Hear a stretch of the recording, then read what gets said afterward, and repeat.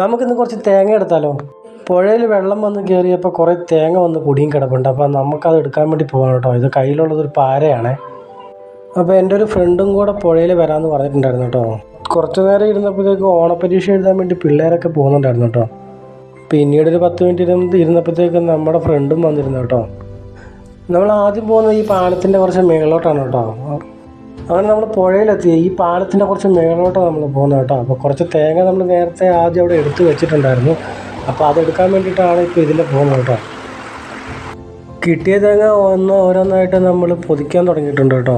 കുറച്ചൊക്കെ മുള വന്നിട്ടുമുണ്ട്, കുറച്ചൊക്കെ ചീഞ്ഞ് പോയിട്ടുമുണ്ട്.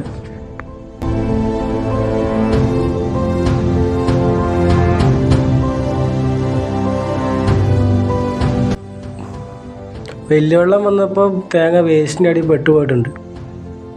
അപ്പോൾ കിട്ടിയ തേങ്ങയെല്ലാം കൊടുത്തപ്പോൾ 1020 രൂപ കിട്ടിയിട്ടുണ്ട് കേട്ടോ.